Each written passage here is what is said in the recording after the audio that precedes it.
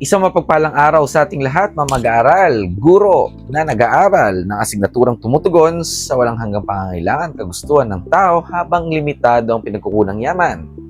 Ang asignaturang Economics. Tara, tuklasin natin ang isa sa pinaka-masalimuot na konseptong mayroon ang economics. Ang konsepto ng demand. Tara, unawain natin ang espasyo ng mamimili at ang ugnayan nito sa presyo. Ang demand ay may tuturing na nangyayari at nagaganap kung ang isang tao ay, 1, gusto niya ang isang bibilhin. Batay sa kanyang kagustuhan, kaya niya dapat itong bilhin. Kapag kaya niyang bilhin at gusto niyang bilhin, nabubuo ang konsepto ng demand. Ito ang dami ng produkto at serbisyo na gusto at kayang bilhin ng isang tao sa iba't ibang presyo sa isang takdang panahon. Kung kaya't malalaman natin na demand iyan kapag halimbawa, 5 pesos, bibilin mo ba yan? Oo. 10 pesos, bibilin mo pa rin ba yan? Oo. Kasi gusto at kaya mo yang bilhin. Doon nagaganap ang konsepto ng demand. Higit pa natin palalimin.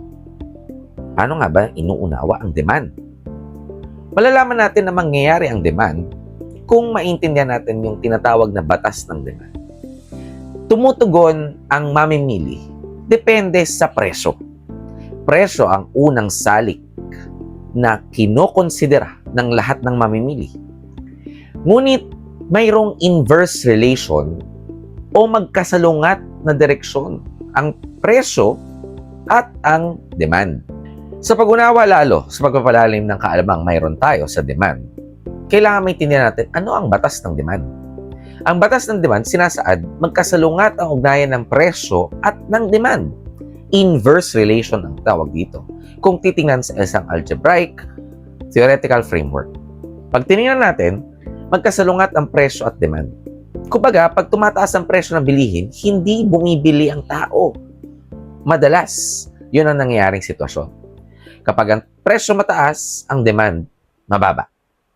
Kaya naman pag tumataas ang presyo, ang quantity demanded ay bumababa.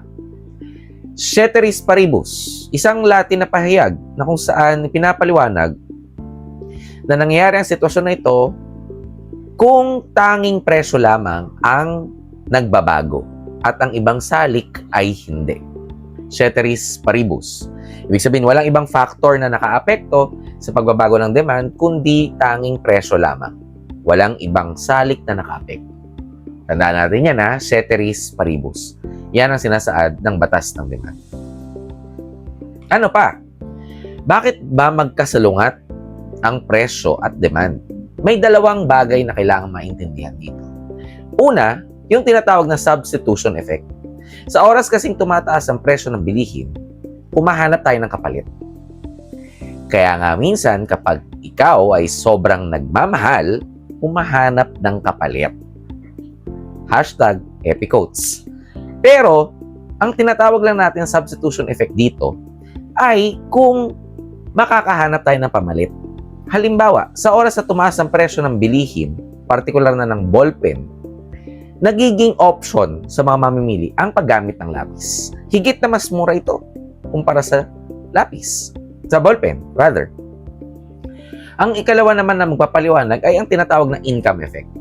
Matatandaan nyo na binanggit ko na si John Maynard Keynes dahil merong salik na pwedeng makaapekto sa pagkonsumo, which is yung kita ng tao.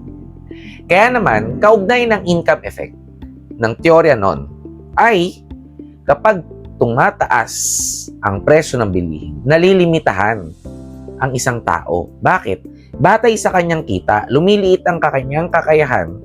Pag lumiliit ang kita na makabili ng produkto o serbisyo sa oras na tumaas ang presyo nito. Diba nga, pinaliliwanag, lumiliit ang kakayahan ng kita na makabili kapag tumataas ang presyo. That's the income effect. Halimbawa, tumaas ang presyo ng bilihin, ba? Mababawasan yung dami na mabibili mo. Sa halip na sa 20 pesos, makakabili ka ng 2 kangkong, pag naging 20 pesos, 1 kangkong na lang mabibili mo. Diba? So, yun yung sitwasyon ng income effect.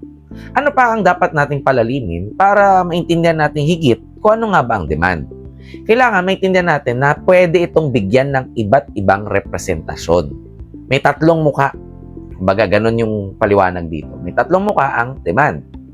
Una na rito ang tinatawag nating demand schedule.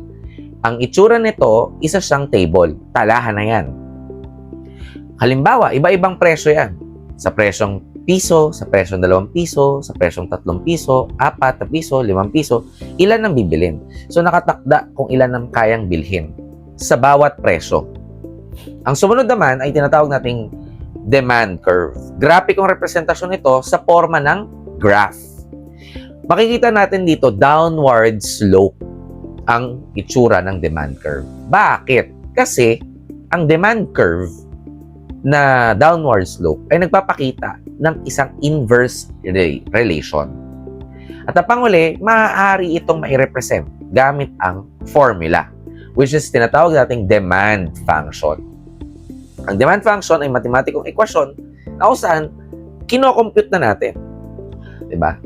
Kino-compute natin gamit ang isang spesipikong formula na taglay ng demand. Tunguin natin isa-isa. Ang demand schedule, ulitin ko, isa itong talahan na yan na nagpapakita na ilan ang dami ng gusto at kayang bilhin sa iba't ibang presyo. Halimbawa, diba? Sa presyong walang presyo, libre, 6 na po ang kukuha. Sa presyong piso, may 50 kukuha. Sa 2 piso, mayroong 40 kukuha o 40 quantity demand. Sa presyong 3 piso, may 30 quantity demand. Sa 4 na piso, mayroong 20 quantity demand. At sa 5 piso, mayroong 10 quantity demand. So, yun yung paliwanag pag gumagamit tayo ng demand schedule. Habang, kapag demand curve naman, binibigyan natin ng graphicong representasyon nito. Mayroong graphicong paglalarawan sa ugnayan ng presyo. Downward slope ito kasi downward slope nga yun nagpapaliwanag ng magkasalungat na ugnayan. Diba? Kaya pag tinin natin, pababa. Diba? Ang ibig sabihin din kasi niyan, habang pataas ang presyo, pakonti ng pakonti yung quantity demand. Pero habang bumababa ang presyo, tumataas ang quantity demand. Makikita nyo ito pag ipinaliwanag sa mismong paraan ng pag-compute. Diba? Ang ikatlo ay tinatawag nating demand function. May isang general formula ang demand. QD equals A minus BP. Na kung saan ang QD ay ang quantity demand. Ito ang dependent variable. Na kung saan, depende kung ano ang sitwasyong nangyayari sa presyo, ceteris paribus, ang ina-assume natin na tanging presyo lang ang nagbabago at ang ibang salik ay hindi. So, dependent siya. No? Dependent variable ang quantity demand. Kanino siya dependent? Sa presyo. Kaya naman ang A ay intercept. Laging tinitingnan natin ilan ang bilang ng quantity demand kung ang presyo ay 0. Laging tinitingnan yung value ng A, ng intercept. Sumunod naman na yung BP. Kung saan ang B ay slope, pagbabago ng quantity demand batay sa presyo. So nagpapakita ito ng pababang direksyon. Tatandaan natin yon. At ang A, ito yung tinatakda na presyo rin. Okay? So, sana hindi tayo nalilito dito. Magbigay tayo ng halimbawa. Halimbawa, ang formula ay QD equals 60 minus 10P. Na kung saan ang quantity demand ang tinitingnan natin. Ilan ang quantity demand kapag 60 ang kukuha, kapag ang presyo ay 0.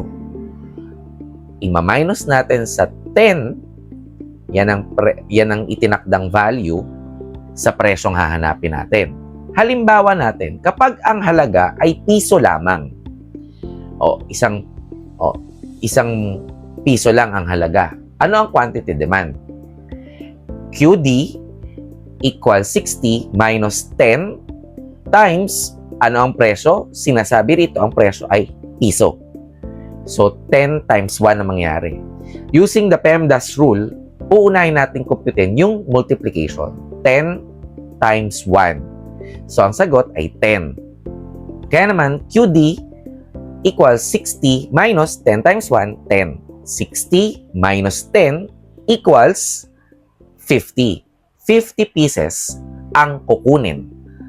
Kayang bilhin at gustong bilhin sa halaga na piso. Yan ang paliwanag ng sitwasyon na to. Tingnan nga natin kung ikaw naman. Paano kung ang presyo naman ay 5 piso? Ano ang quantity demand? Sige, isa-isayin natin. QD equals 60 minus 10 pa rin. Ngayon, papalitan natin dahil ang P ay nagbago. Ang P o ang presyo ay 5 na. So, QD equals 60 minus 10 times 5. 10 times 5, yun yung unay natin kasi PEMDAS rule. So, 60 minus 10 times 5, 50. Kaya 60 minus 50 equals 10. 10 piraso lang ang kayang kunin sa presyo na 5 piso. Naintindihan nyo ba? So, yan. Ganon kadali lamang intindihin ang demand function. So, lagi nyo titingnan, ano ang presyo? Di ba? Kaya naman, sa kabuuan, makikita natin ang blueprint ng isang merkado. Makikita natin na presyo ang isang factor na nakaapekto sa pangkabuuan. Ito ang nagdidikta kung gaano karami ang bibili ng isang tao. Ikalawa, magkasalungat ang ugnayan ng presyo at ng quantity demand. Kapag tumataas ang demand, tumataas ang presyo, bumababa ang demand. Kapag bumababa naman ang presyo, tumataas ang quantity demand. Kaya naman, magkakaroon tayo ng iba't ibang representasyon nito. Paano nga ba ito bibigyan ng representasyon? May 3 muka. Una, mayroon tayong demand schedule. Ikalawa, ay mayroon tayong tinatawag na demand curve. At ang ikatlo ay ang tinatawag nating demand function. Okay? Sana magamit natin ang kabuluhan ng pagtuklas sa kung ano ang demand, sa kaya at gusto mong bilhin sa isang takdang panahon ng presyo.